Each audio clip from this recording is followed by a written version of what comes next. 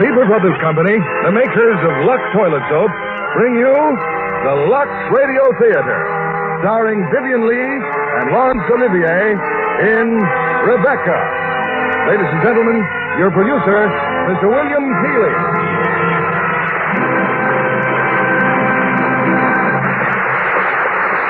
Greetings from Hollywood, ladies and gentlemen. The motion picture industry was delighted when Laurence Olivier and Vivian Lee decided to return to the United States after too long an absence. As you know, they're recognized as two of England's finest artists. We've honored Miss Lee with our Academy Award for her performance as Scarlett O'Hara and Mr. Olivier for his Hamlet. So I was especially delighted I was able to persuade them to appear on the Lux Radio Theater. Since they're sailing next week for England, their schedule is extremely tight, and we consider it a rare privilege to have them in their first and only radio appearance together on our stage. We chose David O. Selznick's immortal screenplay, Rebecca. First, because of Laurence Olivier's brilliant characterization in his original role of Maxime de Winter. And second, because the role of Mrs. de Winter is tailored to the charm and acting ability of Vivian Lee. We regret that Sir Lawrence and Lady Olivier can't stay longer in our country. But we hope when they sail next week for England, they'll take along plenty of Lux Toilet Soap. Vivian Lee has been a friend of Lux for years. Now here's our play, starring Laurence Olivier as Maxime de Winter and Vivian Lee as the woman who tells the story of Rebecca.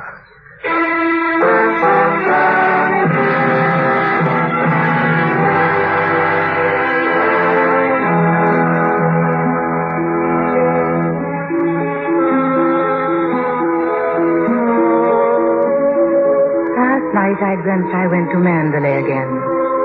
It seemed to me I stood by the iron gates leading to the drive, and for a while I could not enter, for the way was barred to me. Then, like all dreamers, I was possessed of a sudden with supernatural powers, and passed like a spirit through the barrier before me. The drive wound away in front of me, twisting and turning, and finally, there was Mandalay. Mandalay, secretive and silent. Time could not mar the perfect symmetry of those walls, but I knew I looked upon an empty, desolate shell, with no whisper of the past in its staring, blackened windows. We can never go back to Mandalay again. That much is certain. But sometimes in my dreams I do go back, to the strange days of my life which began for me in the south of France. There, on a great cliff towering above the sea, I first saw him. He was looking down, staring at the rocks below. And then suddenly, I thought I saw him above you. No, stop! What the devil are you shouting about? Who are you? What are you staring at? Oh, I'm sorry, I didn't mean to stare, but you were so close to the edge of the cliff, I was afraid that... Oh, you were? Well, what are you doing here? I was only walking. I came up the path and I... Well, get on with your walking. Don't hang about here screaming. Go on.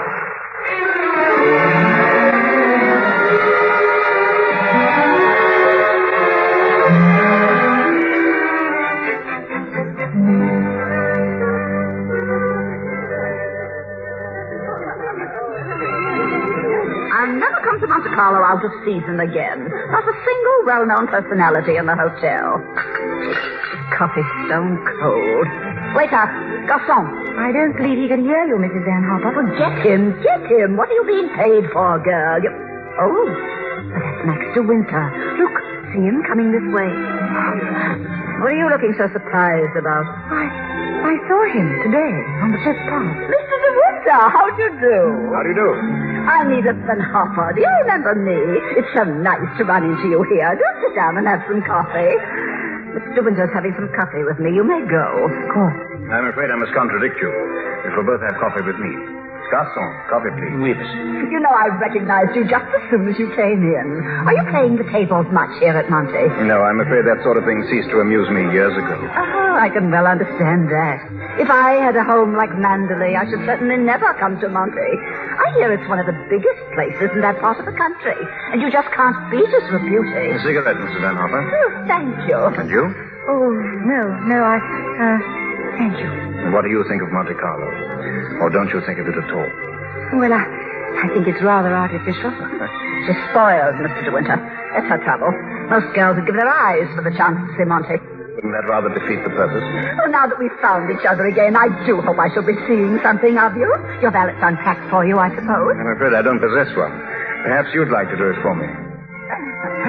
Oh, well, this young lady might make herself useful. She's a capable child in many ways, aren't you, dear? Mrs. Van... That's a charming suggestion, but I'm afraid I cling to the old motto. He travels fastest who travels alone. Perhaps you've not heard of it. Good night. What? What do you make of that? Do you suppose that sudden departure was intended to be funny? Oh, perhaps he didn't quite realize how it looked. Poor thing. I suppose he just can't get over his wife's death. They say he simply adored her.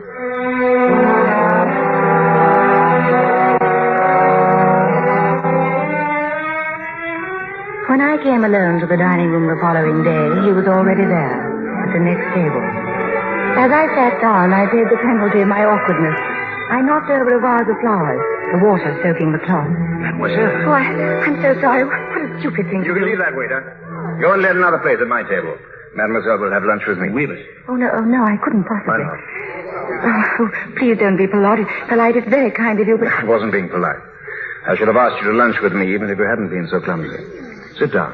We needn't talk to each other if we don't feel like it. Well, thank you very much. What's happened to your friend? Oh, she's ill in bed with a cold. Oh. I'm sorry I was rude to you yesterday. The only excuse I can offer is that I have become boorish through living alone. You weren't really. You just wanted to be by yourself. Tell me, is Mrs. Van Hopper a friend of yours or just a relation? No, she's my employer. I'm what is known as a paid companion. I didn't know the companionship could be bought. Is that a sketching pad? Do you sketch? Yes, a little. Were you going sketching this afternoon? Yes? Where? Oh, I haven't made up my mind. No, I'll drive you somewhere in the car. Oh, no, please don't. I don't Nonsense, wanna... nonsense. Order your lunch and we'll get along.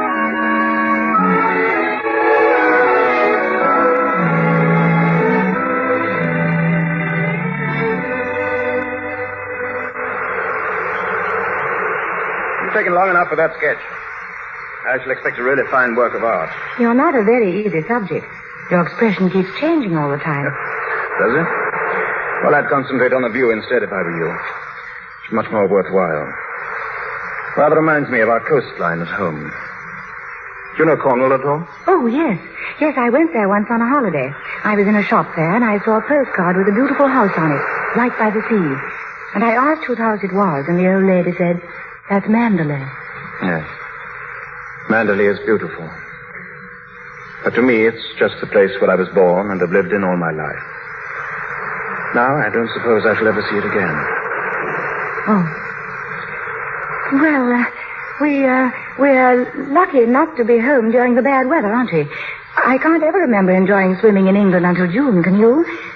But the water's so warm here, I could stay in all day. There's a dangerous undertow, and there was a man drowned here last year, but I never had any fear of drowning. Have you?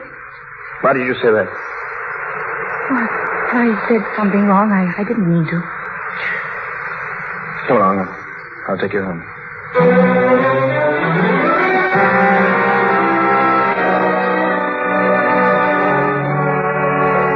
That night I learned the reason for his strangeness. I was late getting back to the hotel. As I opened the door of Mrs. Van Hopper's suite, I heard her talking to someone on the telephone. Oh, yes, I knew him quite well. I knew his wife, too. She was the beautiful Rebecca Hildreth, you know. The most glamorous creature in all England. She was drowned, poor thing, while she was sailing near Mandalay.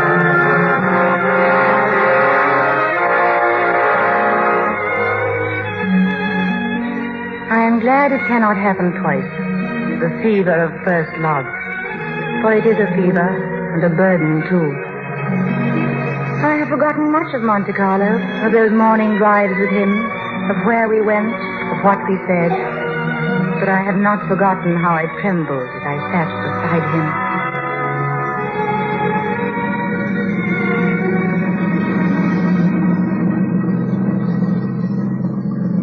You know, I wish there could be an invention that bottled up the memory like perfume. And then, whenever I wanted to, I could uncork the bottle and live the memory all over again.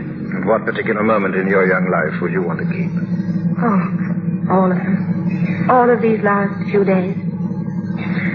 Sometimes, you know, those little bottles contain demons that have a way of popping out at you, just as you're trying most desperately to forget. Yes, of course. Stop biting your nail. Oh, I didn't know I was. Would you please tell me, Mr. De Winter, why you asked me to come out with you? It's obvious that you want to be kind, but why do you choose me for your charity? I asked you to come out with me because I wanted your company. You've blotted out the past for me more than all the bright lights of Monte Carlo. But if you think I just asked you out of kindness or charity, you can get out of the car and find your own way home. Go on, open the door and get out. Here. Take my handkerchief. You better blow your nose. Thank you, Mr. De Winter. Please don't call me Mr. De Winter.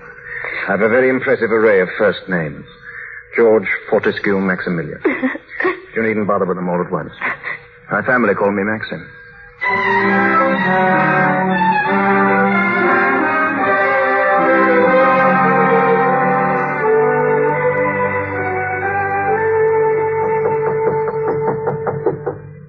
Come in.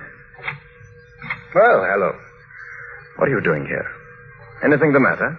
I've come to say goodbye, Maxim. We're going away. What on earth are you talking about? But it's true. We're going now. I was afraid I wouldn't see you again. Where's she taking you to? New York. I don't want to go. I shall hate it. I shall be miserable. You mind if I finish shaving? I shan't be long. But I can't stay. Tell me something. Which would you prefer, New York or Mandalay? Oh, please don't joke about it. Mrs. Van Hopper's waiting, and I'd better say goodbye now. Repeat what I said. Either you go to America with Mrs. Van Hopper, or you come home to Mandalay with me. You mean you want a secretary or something? I'm asking you to marry me, you little fool. Marry you? Well, my suggestion doesn't seem to have gone at all well. I'm sorry. Oh, but you don't understand. It's that... Well, I'm not the sort of person men marry. What on earth do you mean? I don't belong in your sort of world, for one thing. What is my sort of world? Well, Mandalay. Oh, you know what I mean. Well, I'm the best judge of whether you belong there or not. Of course, if you don't love me, that's a different thing. Fine blow to my conceit, that's all. I do love you. I love you most dreadfully. I've been crying all morning because I thought I'd never see you again. Bless you for that. I'll remind you of this one day, and you won't believe me. It's a pity you have to grow up.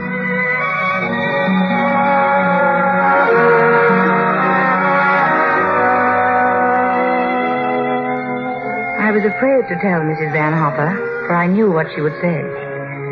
When we were alone, she congratulated me. But I didn't like her smile. But of course you know why he's marrying you, don't you? The fact is that empty house got on his nerves. He just couldn't go on living alone. You haven't flattered yourself that he's in love with you, I hope. Not after being married to Rebecca Hildreth, the most beautiful, the most cultured woman in all England. Oh, well, goodbye and good luck, Mrs. De Winter.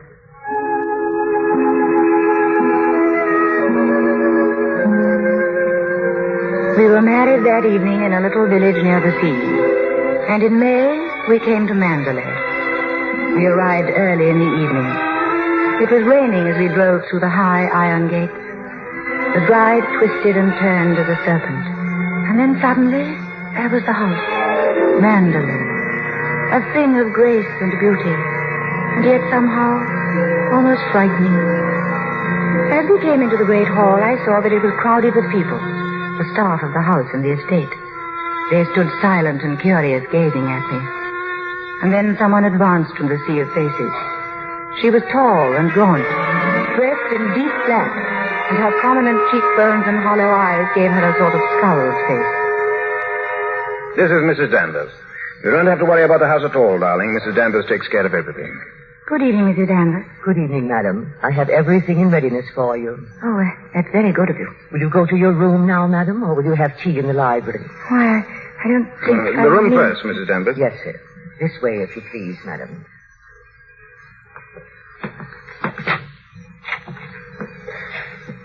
I hope you'll approve the new decorations of these rooms, madam. Oh, I didn't know that they'd been changed. What did it look like before? It had an old paper and different hangings. It was never used much, except for occasional visitors. Oh, then it wasn't Mr. De Winter's room originally. No, madam. He has never used the east wing before. The only good view of the sea is from the west wing. The room's very charming, and I'm sure that I shall be comfortable. If there's anything you want done, madam, you have only to tell me. Mrs. Danvers, I suppose you've been at Mandalay for many years. I came here when the first Mrs. De Winter was a bride. I do hope we'll be friends, Mrs. Danvers. But you must be patient with me. This sort of life is new to me. And I do want to make a success of it and to make Mr. De Winter happy. So I know that I can leave all the household arrangements to you. I hope I shall do everything to your satisfaction, madam. I have managed the house since Mrs. De Winter's death, and Mr. De Winter has never complained. I think I'll go downstairs now. Certainly, madam. The room in the west wing I was telling you about is there, through that door. It's not used now. It's the most beautiful room in the house, the only one that looks down across the lawns to the sea. It was Mrs. De Winter's room.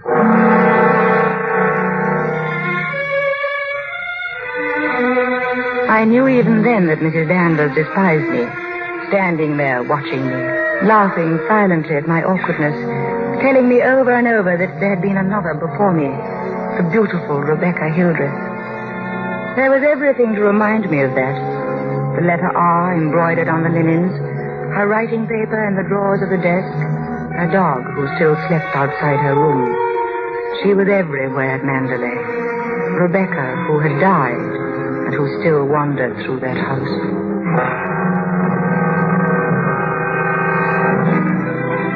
I met someone else the next morning when I came down to breakfast. Oh, good morning. Good morning. You're Mrs. De Winter, aren't you? Yes. My name's Crawley. I manage your estate for Maxim. Awfully glad to meet you. How do you do? Fearful lot of stuff piled up while Maxim was away. Yes, I'm sure there must have been.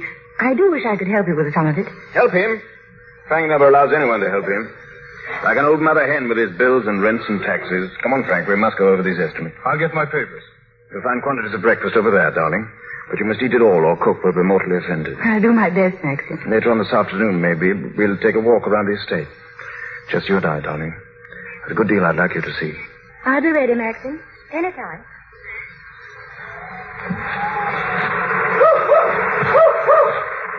Come along, Jasper. Come along. Keep that coat round you, dear. It isn't raining now, Maxim, must I? Certainly. Can't be too careful with children. Oh, it's glorious here. I love every foot of it, Maxim. Jasper, here. Not that way. Jasper, come back. He went down those steps by the cliff. Where does that lead to? It leads to a little cove where we used to keep a boat. Let's go down. No, they're perfectly dull and uninteresting stretch of sand, just like any other. Oh, please, Maxim. Some other time, darling, not today. Listen. Is that Jasper? There must be something wrong. Perhaps he's hurt himself. It's all right. Leave him alone, dear. I think I'd better go. No, come back. Don't bother about him, I tell you. He can't come to any harm. He'll find his own way back.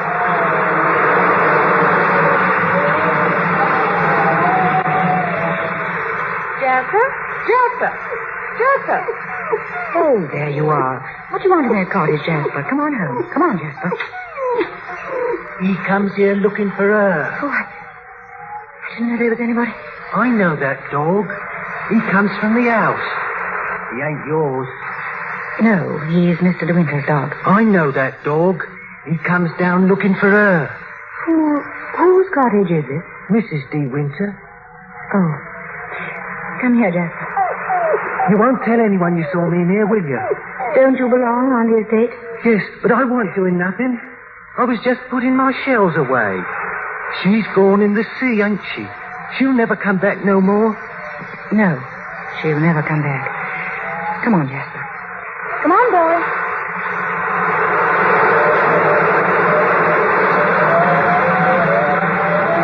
Maxim, here I am. Wait. Oh, Maxim, I'm sorry I was such a time. You knew I didn't want you to go there, but you deliberately went. Oh, why not? There was only a cottage down there and a strange man. Well, don't go there again, do you hear? Oh, why not? Because I hate the place. And if you had my memories, you wouldn't go there or talk about it or even think about it. What's the matter? Oh, I'm sorry. Maxim, We should have stayed away. We should never have come back to Mandalay. What a fool I was. Oh, I've made you unhappy. Somehow I've hurt you. I can't bear to see you like this because I love you so much. Do you? Do you? I've made you cry. Forgive me. I sometimes seem to fly off the handle for no reason at all, don't I? Come, we'll go home and have some tea and forget all about it. Yes. Let's forget all about it.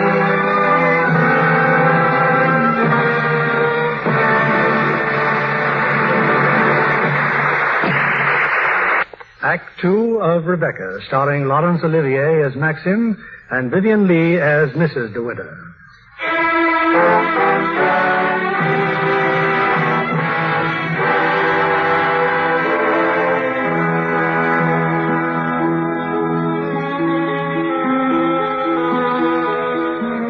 The weather was wet and cold for almost a week, and we didn't go down to the beach again.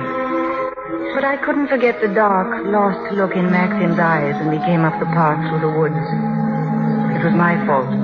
I'd gone down to that cottage.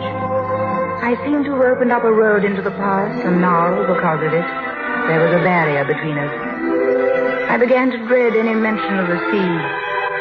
Until one morning in the library, I was alone with Frank Crawley. Oh, but you're not disturbing me, Mrs. De Winter? Please, if there's something I can explain about the estate. Well, I was down at the cottage on the beach the other day, Mr. Crawley. The place seems to be going to rack and ruin. Are those all Rebecca's things down there? Yes, they are. What did she use the cottage for? The boat used to be moored near there. The boat? Oh, was that the boat that she was sailing in when she was drowned? Yes, it capsized and sank and she was washed overboard. Where did they find her? Near Edgecombe, about 40 miles up channel. About 2 months afterwards. Maxim went up to identify her. It was horrible for him. Yes, it must have been. Mr. Crawley, please don't think me morbidly curious, but would you answer just one more question? If it's something I'm able to answer. Tell me, what was Rebecca really like? I suppose she was the most beautiful creature I ever saw.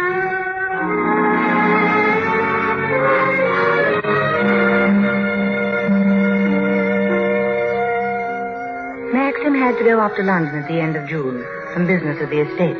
Frank Crawley had gone along with him, and I was alone at Mandalay. I was surprised one evening to hear voices coming from the west wing, from the room that had been Rebecca's. I recognized one as Mrs. Danvers. The other was a man's voice, a stranger. I really don't think it was wise for you to come here, Mr. Jack. No, nonsense. It's been just like coming back home. I must say I feel a little like the poor relations sneaking around through back doors. Well, toodaloo, Danny. Goodbye, Mr. Jack. And please be careful. I will, don't worry. Oh, hello. Good evening. Danny, all your precautions were in vain. The mistress of the house was hiding behind the door. Oh, I wasn't really. I heard voices. What about presenting me to the bride, Danny? This is Mr. Favell, madam. How do you do? How do you do? Won't you have some tea or something? Now, isn't that a charming invitation? I've been asked to stay to tea, Danny. It's rather late. Oh, well, perhaps you're right. And we mustn't lead the bride astray, must we? Goodbye. Oh, and I know what was wrong with our introduction. Danny didn't tell you, did she? I'm Rebecca's favorite cousin. Toodaloo.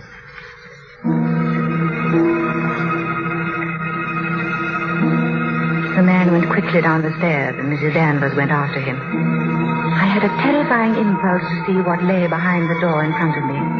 The door of Rebecca's room. I pushed it open slowly. I could hear the sea plainly through the window. I had expected to see the furniture swathed in dust sheets, but nothing was covered up. There were flowers on the dressing table, a satin dressing gown on the chair, and beneath a pair of bedroom slippers. And then, suddenly, the door closed behind me. Do you wish anything, madam? No, I just... You've always wanted to see this room, haven't you? Why did you never ask me to show it to you? It's a lovely room, isn't it? The most beautiful room you've ever seen. Everything is kept just as Mrs. De Winter liked it. Nothing has been altered since that last night. This is where I keep her clothes. You would like to see them, wouldn't you? Feel this wrap. It was a Christmas present from Mr. De Winter. He was always giving her expensive gifts the whole year round. You wouldn't think she'd been gone so long, would you? Sometimes when I walk along the corridor, I fancy I hear her just behind me. That quick, light step. I couldn't mistake it anywhere. It's not only in this room, it's in all the rooms in the house. I can almost hear it now. Do you believe the dead come back and watch the living? No, I don't believe it. Sometimes I wonder if she doesn't come back here to Mandalay and watch you and Mr. De Winter together. You look tired. Why don't you stay here a while and rest? Listen to the sea. It's so soothing. No. Listen to it. Listen to the sea. I won't listen. I won't.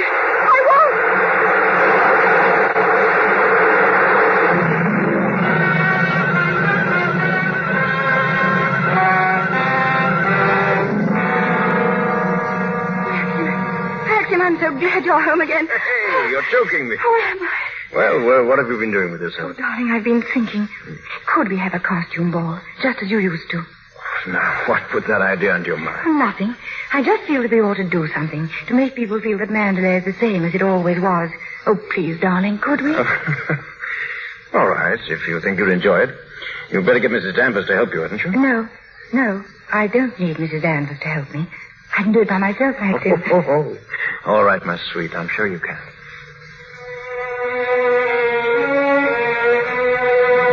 But Mrs. Danvers did help me.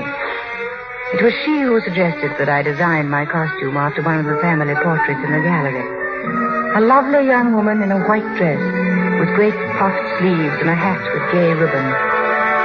When the night of the party arrived, I could hardly contain myself for excitement, for I'd kept the costume as a surprise for Maxie. I ran quickly down the stairs, and then I waited for the clapping and the laughter that would greet me. Suddenly, they were all quiet. Nobody clapped. Nobody moved. And then Maxim was coming towards me, his face white, his eyes blazing. What the devil do you think you're doing? Maxim, the picture, the one in the gallery. What Go and take it off. Go and take it off. Doesn't matter what you put on, anything will do. What are you standing there for? Didn't you hear what I said? Go upstairs and take it off.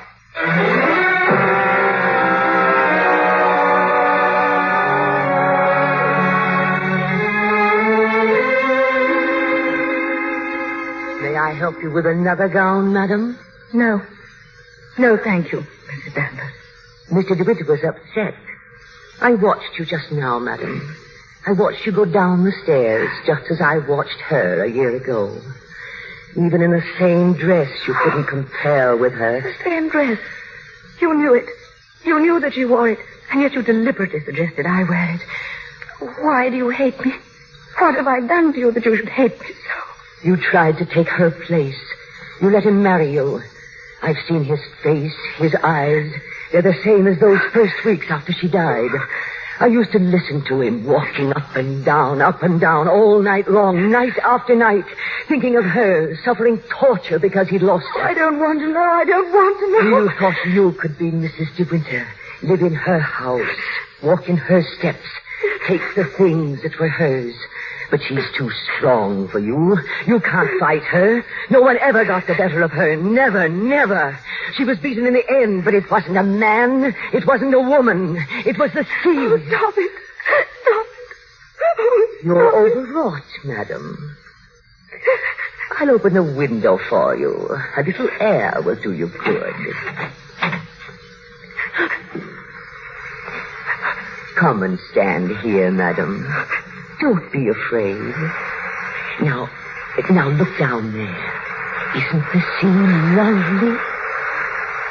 Why don't you go? Why don't you leave Mandalay? He doesn't need you. He's got his memories. You've nothing to stay for. You've nothing to live for, really, have you? Look down there. It's easy, isn't it? Why don't you? Why don't you? Go on. Don't be afraid. Why don't you jump?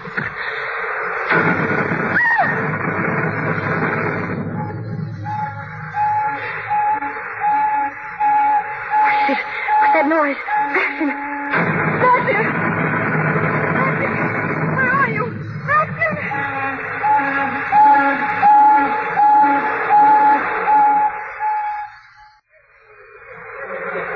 Oh, Frank, what's happened? Shipwreck. There's a ship aground sending up rockets. Robert, notify the Coast Guard. Shipwreck.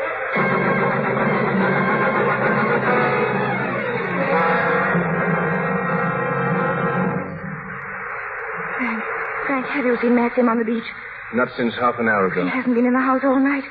I'm afraid something might have happened to him. Frank, what's the matter? You look terribly worried.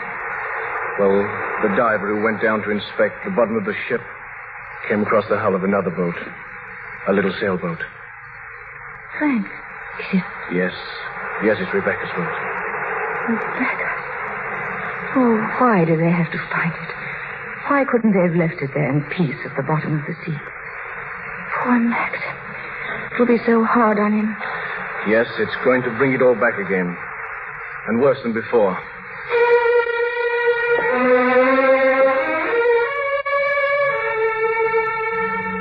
I searched the beach frantically for Maxim, but there was no sign of him. And suddenly I came upon the boathouse, Rebecca's cottage. There was a light burning dimly in the window. I pushed open the door, and there, in the glow of the dying fire, I saw the tortured face of Maxim. Hello. Come in.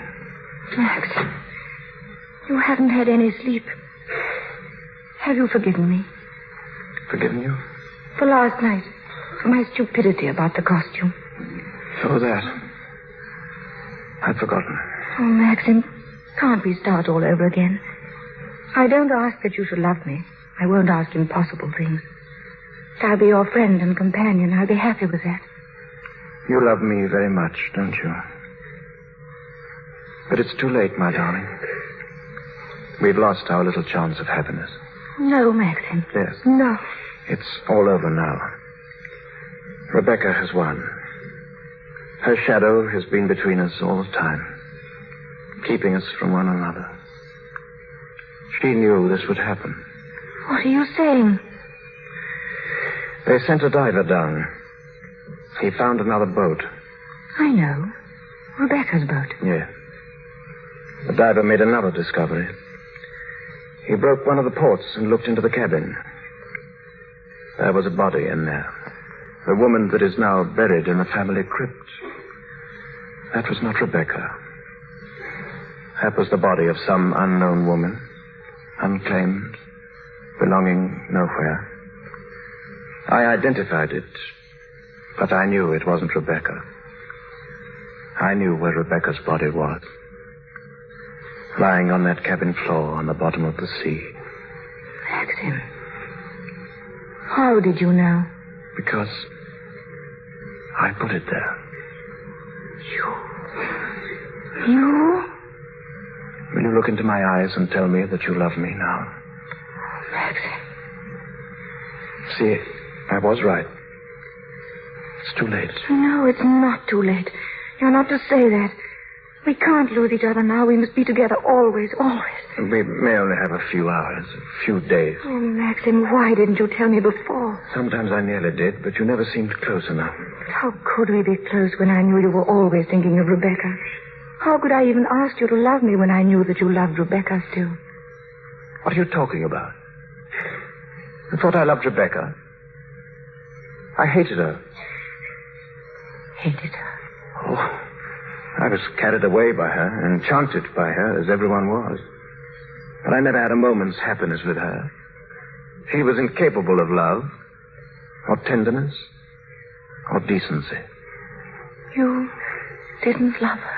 Remember that cliff where you first saw me in Monte Carlo? Well, I went there with Rebecca on our honeymoon. That was where I found out about her. 4 days after we were married. She stood there, laughing, her black hair blowing in the wind, and told me all about herself. Things I'll never tell a living soul. I wanted to kill her. I'll make a bargain with you, she said. You'd look rather foolish trying to divorce me now after 4 days of marriage. So I'll play the part of a devoted wife, mistress of your precious Manderley. And people will visit us and envy us and say we're the luckiest, happiest couple in the country. What a grand joke it'll be. What a triumph. I should never have accepted her dirty bargain, but I did. And I kept it. So did she, apparently. But after a while, she began to grow careless. She took a flat in London and she'd stay away for days at a time. Then she started to bring her friends down here. I warned her, but she only shrugged her shoulders.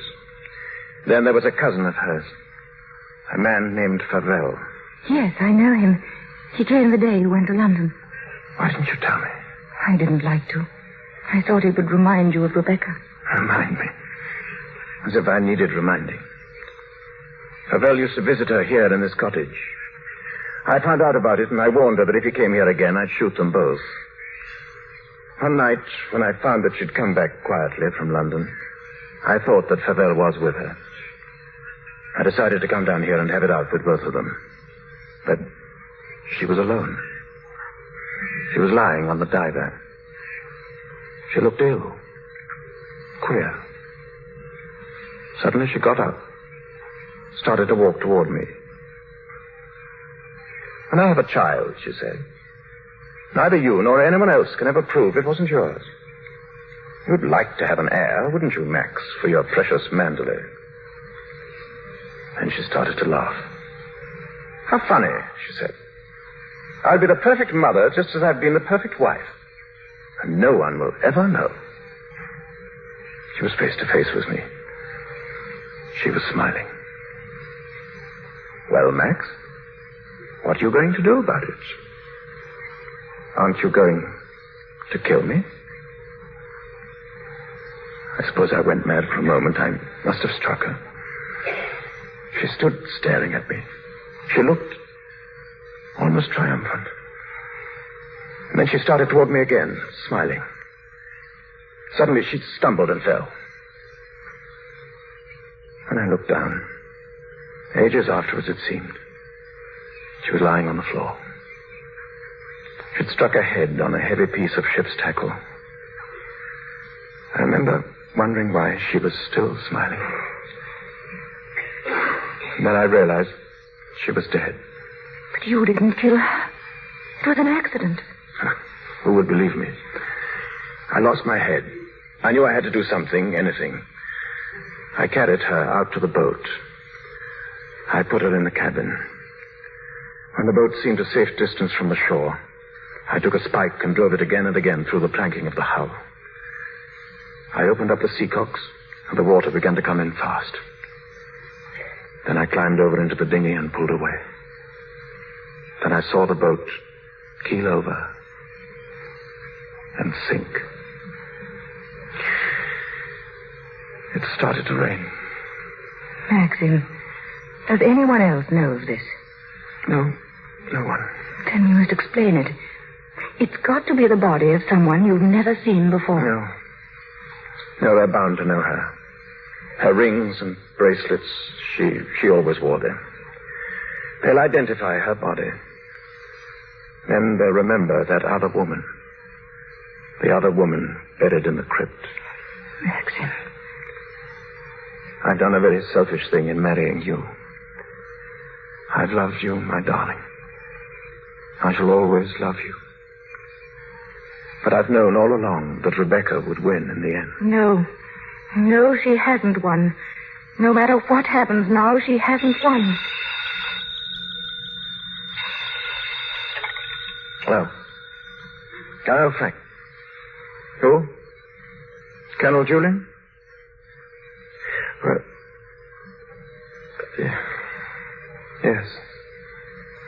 Yes. Well, tell him I'll meet him there as soon as I possibly can. What happened? Colonel Julian called. He's the chief constable of the county. He wants to know if I could possibly have made a mistake about that other body.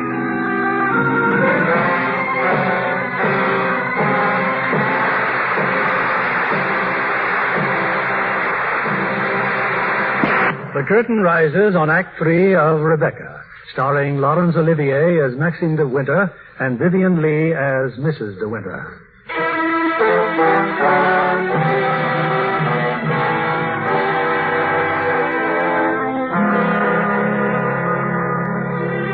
The body they had found in the boat was identified as Rebecca de Winter. There had to be an inquest, of course. Maxim was calm, almost too calm. I think that frightened me even more. I'm sorry to drag you back for further questioning, Mr. De Winter, but you've heard the statement of the boat builder, Mr. Tabb. I wonder if you can help us in any way. I'm afraid not. The holes in the planking were evidently made from the inside. Can you think of any reason for that? Oh, of course I can't think of any reason. Then, since Mrs. De Winter went sailing alone, are we to believe that she drove those holes herself? You may believe whatever you like. Can you enlighten us as to why Mrs. De Winter should have wanted to end her own life? I know of no reason whatever. Mr. De Winter, however painful it may be, I have to ask you a very personal question. Were relations between you and the late Mrs. De Winter perfectly happy? Once again, were relations between you and... I won't stand this any longer, and you might as well know... Mrs. De Winter! Oh, somebody... We'll adjourn until after luncheon. Darling, you're all right. Frank, help me. I'll take her outside.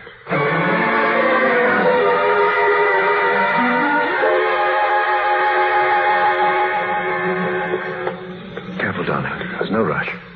I'll take you to the car. It was very foolish of me, fainting like that. Hello. Maxim, it's Fabel. And how does the bride find herself today? What do you want, Fabel? How are you, Max? I was rather worried about you when I heard about the inquest. That's why I came down. I'm touched by your solicitude, but My if you don't guess mind... is they'll turn in a verdict of suicide. And that is, of course, unless something unforeseen occurs. What do you mean? Well, I have a strong feeling that before the day is out, somebody's going to make use of that rather expressive, though old-fashioned term, foul play. Go on. You see, Max, I find myself in a rather awkward position. You've only got to read this note to understand. It's from Rebecca. She wrote it to me the day she died. Oh, I'm not going to bother you with the contents now, but I can assure you that it's not the note of a woman who intends to drown herself the same night. You know, Max, I've often wondered what it would be like to retire to the country. Have a nice little place with a few acres of shooting. I've never figured out what it would cost a year, but I'd like to talk about it with you. Darling, Mr. Fabel and I have a little business transaction on hand. I think we'd better conduct it over at the inn. I may have a private room there. Maxim. You all right now, dear? Yes, but I... Well, Frank will be here in a moment. Ask him to find Colonel Julian. Then bring them both over to the inn immediately. Come on, Fabel, let's go.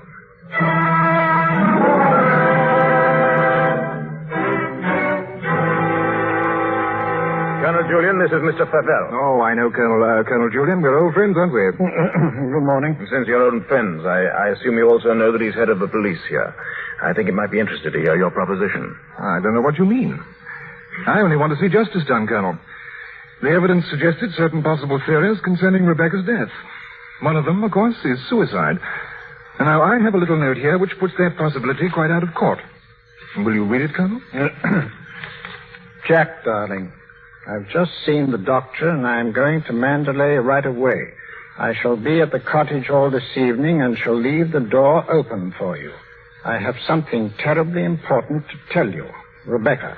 Now, does that look like the note of a woman who had made up her mind to kill herself? Now, come, Colonel, as an officer of the law, don't you feel that there's some slight grounds for suspicion? Of murder?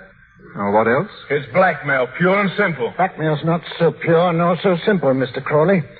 Mr. Fabel, perhaps you can provide us also with a motive. Oh, I knew you were going to bring that up, Colonel. Yes, I'll supply that, too. What's he going to do? You come in, Mrs. Danvers. Thank you. Colonel Julian, Mrs. Danvers. And I believe you know everyone else, Danny. Mrs. Danvers, there are a few questions... No offense, Colonel, but I think if I put this to Danny, she'll understand it more easily. Danny, who was Rebecca's doctor? Mrs. De Winter always had Dr. McLean from the village. No, you heard. I said Rebecca's doctor in London. We know that Rebecca went to a doctor in London on the last day of her life. Who was it? I don't know. Oh, I understand, Danny. You're trying to defend her. But that's what I'm doing. Mrs. Danvers, it has been suggested that Mrs. De Winter was deliberately murdered. There you have it in a nutshell, Danny. But there's one more thing you'll want to know. The name of the murderer. George Fortescue Maximilian De Winter. Well, Danny? There was a doctor. Mrs. De Winter sometimes went to him privately. What was his name? Dr. Baker. 165 Goldhawk Road, Shepherd's Bush. There you are, Colonel. There's where you'll find your motive. He'll tell you why Rebecca went to him, to confirm the fact that she was going to have a child, a sweet, curly-headed little child. She told Max about it. And so, like the gentleman of the old school that he is, he killed her. Maxim, I'm afraid we shall have to question this, Dr. Baker. I'm ready to leave now, if you wish. Maxim, let me go with you. Please, darling, wait for me at Mandalay.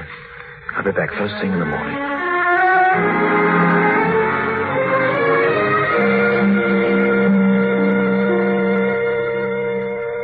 You're still sure you never had a patient by the name of Rebecca De Winter, Doctor? Never, Colonel Julian. Oh, here. Here are all the appointments for that day. Ross, Campbell, Steddle, Perino, Danvers, Matthew. Danny? What the devil? You read that name again. Did you say Danvers? Yes, Mr. De Winter. I had a Mrs. Danvers for 3 o'clock. What did she look like? Can you remember? Yes, I remember her quite well. She was a very beautiful woman. Tall, dark, exquisitely dressed. Rebecca. The lady must have used an assumed name, Dr. Baker. Is that so? Well, this is a surprise. I'd known her for some time. What was the matter with her? My dear sir, there are certain Could you possibly supply a reason, Dr. Baker, for Mrs. De Winter's suicide? For her murder, you mean? She was going to have a child, wasn't she? Come on, out with it. No, she was not, Mr. Favell. But she was very seriously ill. She was not going to have a child. That was what she thought, but my diagnosis was quite different. She wanted the truth, and I told her. She had only a few months to live. A few months? Perhaps even less. There was nothing that could be done, nothing that she could do, except wait.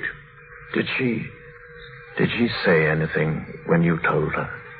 She smiled in a queer sort of way, and... Oh, yes, I remember she said something that struck me as being very peculiar at the time. When I told her it was a matter of months, she said, "Oh, no, Doctor. Not that long." Oh, thank you. You've been very kind. You've told us all we wanted to know. I should like to have a talk with you, Mr. Favell. I didn't know that... Will we be needed any further at the inquest, Colonel Julian? No, I can see to it that Maxim's not troubled any further. Thank you, Colonel.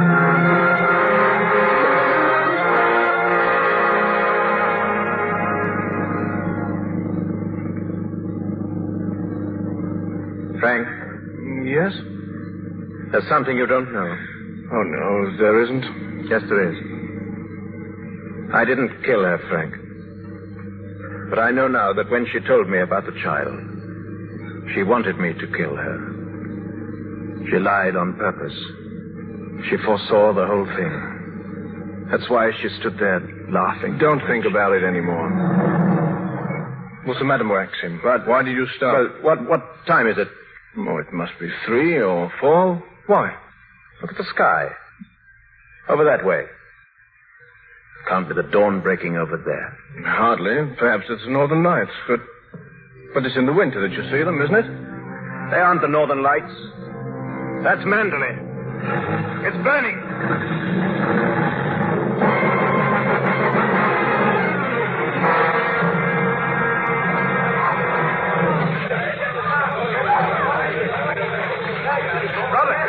Robert, have you seen Mrs. De Winter? Where is she? Jackson, here. Oh, thank heaven you've come back. Are you all right? Yes, I'm all right. Mrs. Danvers, she's gone mad. She set the fire. She said she'd rather destroy Mandalay than see us happy here. Back here, at the window. The west wing. Jackson, she'll be killed.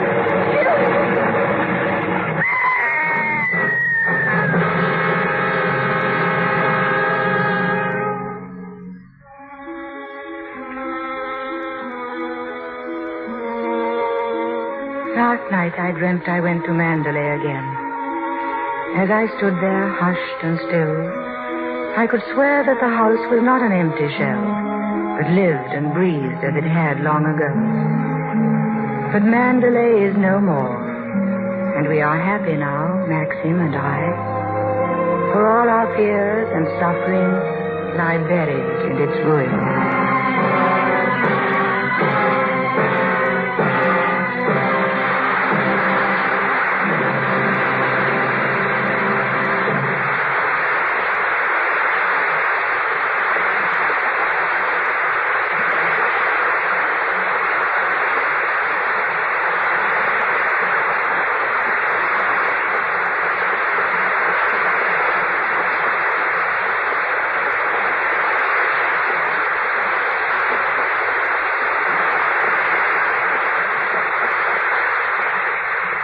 The curtain falls on Rebecca, and all our thanks for a truly memorable evening to Laurence Olivier and Vivian Leigh.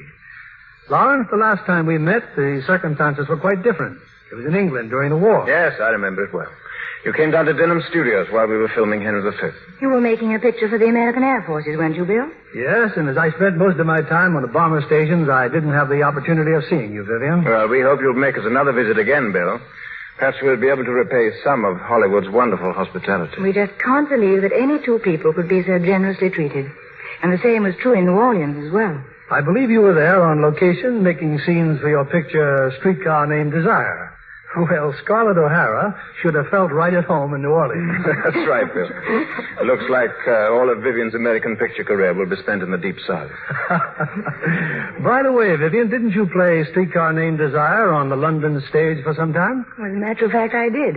And then when Larry decided to come over for Paramount to make the picture of Carrie for William Wyler, I decided to take advantage of Warner Brothers' offer to do a streetcar. And what are your immediate plans? Oh, plenty of rest.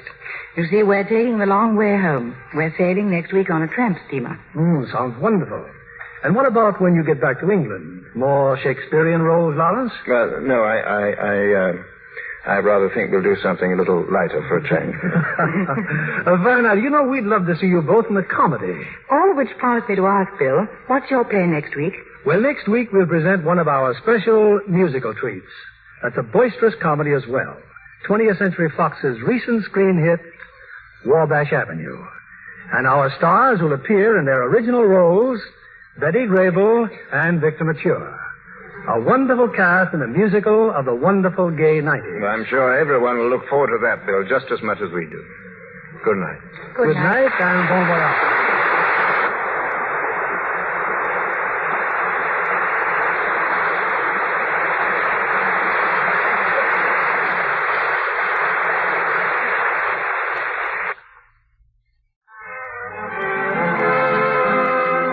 Brothers Company, the makers of Lux Toilet Soap, join me in inviting you to be with us again next Monday evening when the Lux Radio Theater presents Betty Grable and Victor Mature in Wabash Avenue.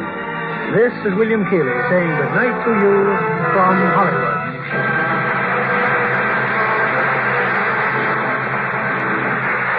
Heard in our cast tonight were Betty Blythe as Mrs. Danvers, John Dodsworth as Clavell, and Eleanor Audley as Mrs. Van Hopper. Our music was directed by Rudy Schrager. This is your announcer, John Milton Kennedy, reminding you to join us again next Monday night to hear Wabash Avenue starring Betty Grable and Victor Mature. Stay tuned for My Friend Irma, which follows over these same stations. This is CBS, the Columbia Broadcasting System.